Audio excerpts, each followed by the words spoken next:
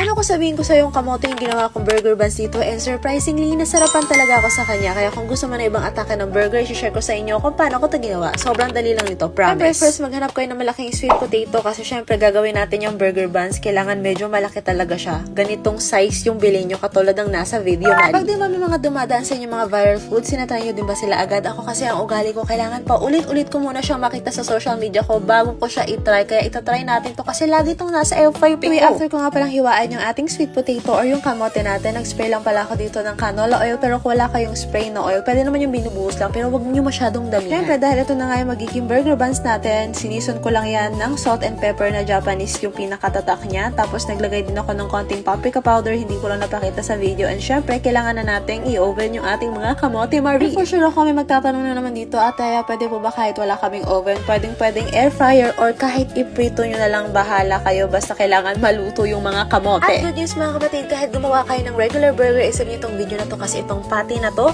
masarap talaga yung recipe. Naglagay lang ako dito ng wangba powder, ng garlic and pepper, ng Spanish paprika, at ng cayenne pepper. I swear, sobrang sarap nitong patty na to. Ito yung mga pinaglalagay nating pampalasa. Syempre, mag-gloves tayo para hindi tayo mabash na para bang kayo yung kakain ito. Wala kayong pake kahit kamayin ko yan. Syempre, kailangan nating lamutakin yung ating beef giniling para naman, para talagang mag-bonding all together yung mga pinaglalagay natin. At yung nilagay ko dyan, yun? Onion powder yun, pero that's optional. Pero syempre, kung gusto nyo maging mas masarap yung burger nyo, syempre maglagay kayo ng onion powder. And ngayon naman, pwede na tayo magprito ng mga ating burger patty. Finally, patapos na tayo dito. Alam mo, minsan mga stock video ko lang itong mga kinikrave ko na video. Syempre, i-edit ko pa lang. Kaya ako din nagugutom din ako sa mga pinag-a-upload ko. Lagi ko nga reply sa inyo kapag nakakita ko ng comment na ate, ayaw pahingi naman. Lagi ko sinasabi sa inyo na matagal na yung video na yan or ubus na talaga yung pagkain. Ayun mga kapatid, nakita ko luto na yung ating beef giniling. Nilagay ko na pala dyan yung ating sliced cheese. Depende kung anong branding gusto nyo. Tapos meron tayo ditong lettuce at tomatis para naman may pagulay tayo ng taon. Nakita nyo ba yung patty na yan? Sobrang sarap niya na para bang ayoko na nga ituloy yung kamote burger ko. Parang gusto ko na lang siyang ilagay sa regular burger. Pero dahil dito sa content, talagang pinush ko pa rin yung kamote. Ako syempre marami na naman magagalit sa inyo ko ba't hindi ko pinakita yung sauce ng ating kamote burger.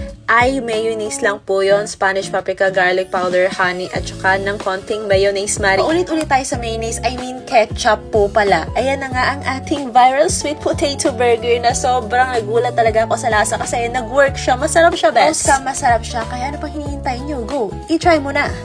Paano ko sabihin ko sa yung kamote yung ginawa kong burger buns dito, and surprisingly, nasarapan talaga ako sa kanya. Kaya kung gusto mo na ibang atake ng burger, share ko sa inyo kung paano ko ito ginawa. Sobrang dali lang nito, promise. First, maghanap kayo ng malaking sweet potato kasi syempre gagawin natin yung burger buns. Kailangan medyo malaki talaga siya. Ganitong size yung bilhin nyo katulad ng nasa video. Pag di ba may mga dumadaan sa inyo mga viral foods, sinatry